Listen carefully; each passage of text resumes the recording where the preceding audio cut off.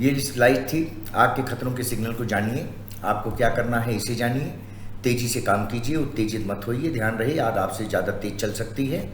जिस प्रकार आप पूरी शक्ति से आग बुझाने का प्रयास करते हैं, उसी प्रकार चारों ओर मौजूद वस्तुओं को आग के प्रभाव में आने से रोकें। इसका मतलब है कि जो है साथ में जो भी सामान है जिससे आग बढ़ सकती है, उन सामानों को वहाँ से हटा दिया जाए जिससे कि आग ना फैले।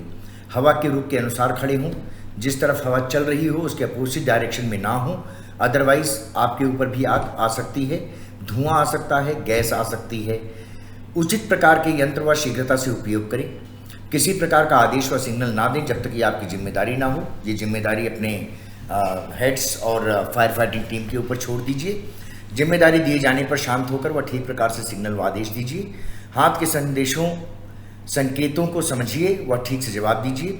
वैसे स्थान पर ना घुसें जहाँ से आसानी से बाहर ना आ सकें। आग की तरफ बढ़ने से पहले फॉग चालू कर लें। पहले फर्श पर ही आग को बुझाएं और मुख्य स्थान की ओर बुझाना चालू रखें यदि वह ऊंचाई पर हो। सहायता के लिए होश, ये पाइप का नाम होता है जो फायर एक्सटिंग्विशर के साथ लगी होती हैं। ऐसे पकड़ें जिससे नोजल पकड़ने वाले व्यक्ति पर पीछे की ओर जोर ना रहे। होश को जमीन पर ऊपर ले जाने पर किसी ढांचे के ऊपर ही छोड़ें। पानी की धार को कभी भी ज्वलनशील द्रवों के व गर्म धातु पर ना डालें, उससे धुआं भी निकल सकता है और रिएक्शन भी हो सकता है। आपके बचाव के लिए दिए गए संकेतों का फौरन पालन करें। फोम कंपाउंड के कार्बाइड्स को खाली होने पर फौरन ही दूर हटा दें। फोम कंपाउंड का मतलब है कि फायर एक्सटिंग्विशर की वो एक्सटिंग्विशर जिसके अंदर फोम भरा हुआ था, वो जैसे ही खाली होता है सिलेंडर को दूर हटा दीजिए, वरना सिलेंडर फट सकता है। इस बात की अच्छी तरह पुष्टि कीजिए कि आग बुझ गई है। आग के समय किसी भी उपकरण को बगैर देखरेख के ना छोड़ें।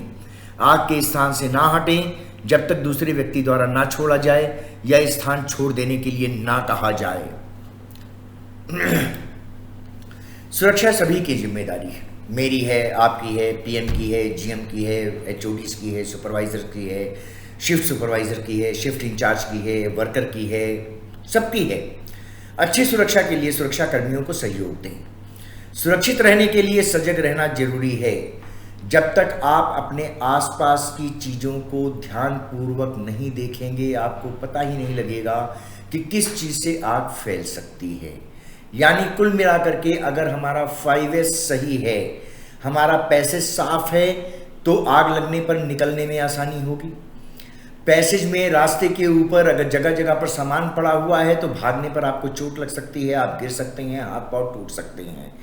यानी 5S का एक बहुत बड़ा रोल है आपके इस फायर फाइटिंग के अंदर। सही सामान सही जगह पर, सारी चीज़ें हमेशा साफ हों। हर चीज़ को साफ रखने में आपका सहयोग आवश्यक है। गलत जगह पर कोई भी चीज़ ना पड़ी हो, ज्वलनशील पदार्थ तो कतई ना पड़े हों, बिजली के तारें कभी भी नंगी ना छोड़ी जाएं, स्विच बोर्ड खराब है उसे तुरंत सही करवाएं, शॉर्ट सर्किट की सभी संभावनाओं को ख़त्म कर दें। आग लगने के कारणों का कागज, जूट, कपड़े, तरल पदार्थ, किसी भी किस्म का तेल इत्यादि जहाँ पर भी हो उसे सही जगह पे रखें और तुरंत साफ कर दें, जिससे कि आपको इमरजेंसी के दौरान आपको कोई चोट ना लगे। अगर आप सुरक्षित हैं तो आप सुरक्षित बाहर निकल जाएं। दूसरी बात, हमने अभी जाना कि फायर के 5 प्रकार होते हैं, ABCDE। फायर के 5 प्रकार के सिलेंडर्स होते हैं। उन सिलेंडरों के बारे में जानकारी आपको दी जा चुकी है। कौन सा सिलेंडर कहाँ लगेगा, हर सिलेंडर सब जगह प्रयोग नहीं किया जा सकता, इसलिए हर सिलेंडर हर जगह काम नहीं आ सकता। ए के लिए एक ही सिलेंडर है। B, C और D प्रकार की आग के लिए 3 प्रकार के सिलेंडर हैं। A, B, C, D, E प्रकार के लिए 2 सिलेंडर हैं। आपको सिलेंडरों की जानकारी होना आवश्यक है।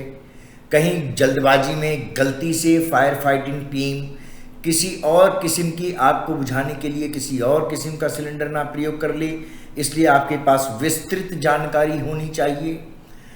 हम सब एक ऐसे माहौल में काम करते हैं जहां पर हमेशा प्रेशर बना रहता है, लेकिन उस प्रेशर को कम करना आपका काम है।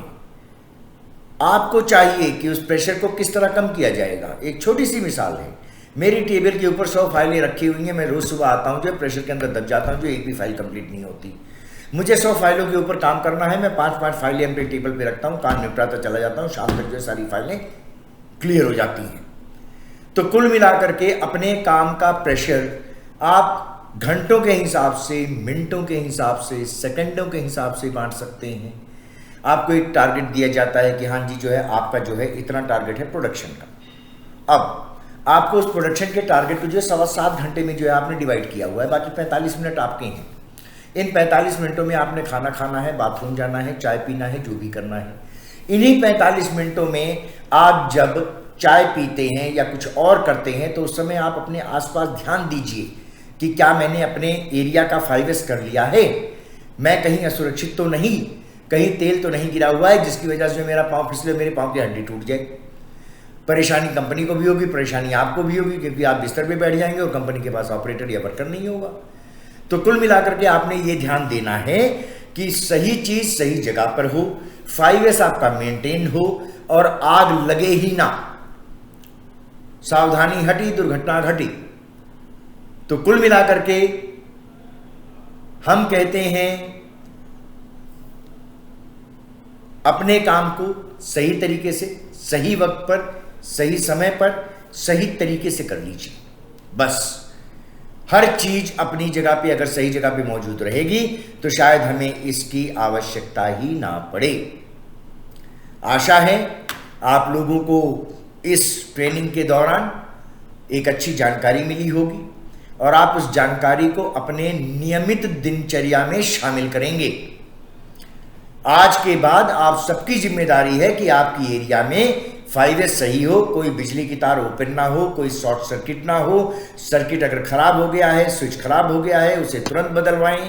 पंखा अगर आवाज कर रहा है तुरंत खबर करें मेंटेनेंस डिपार्टमेंट को, और खुद सुरक्षित रहें, औरों को भी सुरक्षित रखें।